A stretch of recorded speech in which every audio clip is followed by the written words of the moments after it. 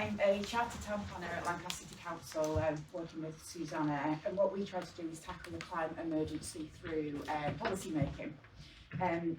I've been given the fairly impossible task, to be honest, of explaining the planning system in 6 minutes. So bear with me, I'll do what I can. But I'm just going to give you some ideas on how we go about writing policy, so creating a local plan, and then how we use that to determine planning applications as well. And then just give you some ideas on some of the things that we have to consider when we're looking at housing. And then Susanna's going to give you a bit more specific information on how new housing can be a bit more kind of climate friendly. So my main job is to write something called a local plan, which for Lancaster it's this document here. Preston has one as well. It's this document that contains all of the policies that any planning application is determined against. So whether that be a kitchen extension all the way through to like a scheme for thousands of houses, it's the same policies that are used. It sets out what should, and also importantly what shouldn't go in places over the next, say, 20 years or so. And as a council planners, we're quite restricted in terms of what we can put in there, because we've got to comply with the central government, so like the national position. And they have lots of different rules and policies on things like housing, employment, retail, conservation, heritage, lots of different things that we've got to consider. And then we also have to produce a lot of evidence before we can actually write any policies. So that's just to make sure that what we're putting forward is the best possible option. You can also have what we call neighbourhood plans, so they sit kind of below a local plan, they're at a more kind of local level, so maybe like a village, for instance. You might get a parish council coming together and writing specific policies for their particular area, but it does have to comply with the local plan, but then also the national position as well. There is an independent check of all of this. We've got to think about social, environmental and economic situations, impacts, and then we have to monitor it as well, just to make sure that what we're putting forward is actually working. So that's a kind of 2-minute summary of what planning policy is. In terms of making applications, deciding applications, say someone wants to build something, so say they want to go and build a house. The process would be that they would put a planning application into the local authority, so go to the planning department. That would then get validated, so that means basically collecting all of the information that's needed to make a decision. It would then get passed on to a planning officer, or a case officer as they're known, and then they would go away, do site visits, put site notices up, neighbour notifications would be sent out to anyone that it might affect. And then they would go away and do some consultation as well with people like the Highways Authority, school providers, utility infrastructure providers, all those kind of people. Then that planning officer would bring all of that information together and make a recommendation. Now they can only recommend, planning officers don't actually make decisions. It's the councillors or the elected members, as they're known, that actually make that decision at a planning committee. So the councillors can go with that recommendation of an approval or refusal, or they can go against that. But obviously, if they do decide to, it can be appealed, and it is public money at the end of the day that councils have. So it's got to be thought about.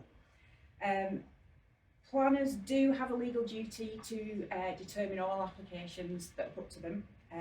We can't pick and choose what we do and don't look at, and any application can come forward on any parcel of land at any point in time, irrespective of whether you even own that piece of land, and we do have a duty to look at that. We often get people saying, why are you looking at that site, or why are you looking at that scheme? Well, we just have to, we have to do that by law.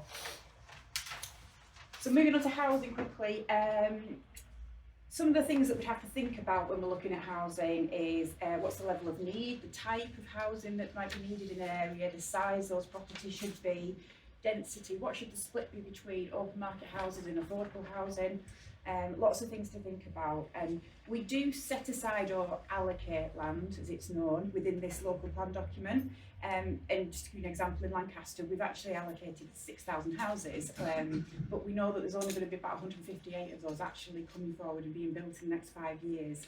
So that's all to do with things like the ongoing impacts of the pandemic, material costs have gone up, economic uncertainty, profit margins in the northwest aren't always great.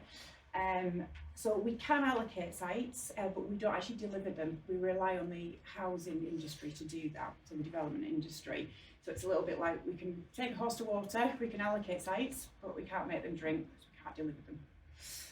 So other thing, it's often a myth that it's the council that are building all of these houses, but as I said, all we do is just assess what's put to us, okay? And we've got to assess those from that national all the way down to this kind of local level. So just before I hand over to Susanna, what would I like to see as a professional planner in terms of the climate emergency and also tackling the housing crisis? Well, if I'm being honest, we can often feel quite unempowered as planners at a local level. Central government don't make it that easy for us to kind of make the changes that we'd like to see happen. Really, we've got to, as I said, got to fit in with that national agenda.